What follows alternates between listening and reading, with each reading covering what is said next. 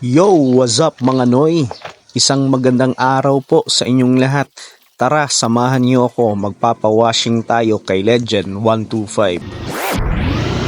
Gaya nga ng sabi ko doon sa unang vlog ko na ang first impression at unang kita ko dito sa Legend 125 para siyang isang e-bike. Lately kasi maraming nagtatanong kung ano bang brand yung motor na to, kung e-bike ba siya, lalong-lalo na yung mga nakakasabayan ko doon sa traffic light.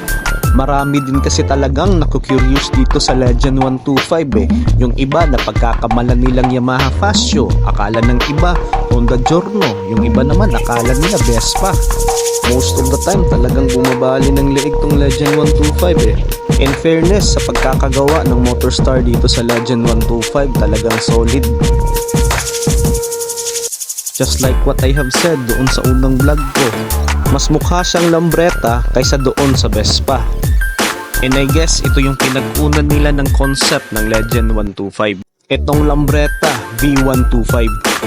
As you can see, pati yung daytime running light niya, pati din yung line ng decals niya sa gilid, halos magkapareho nga.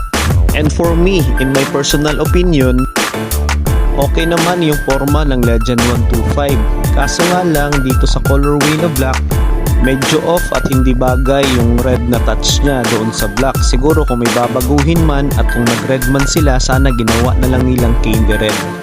Isa nga pala sa mga possible na pwedeng maging problema before ko kinuha itong Legend 125 is hindi kasi matte finish yung kanyang apakan. So sayang naman kung magagasgasan siya. Pero mabuti naman at medyo generous din itong si Motorstar kasi may libre na siyang floor mat. At yun, maraming salamat sa pakikinig at ride safe mga Noy.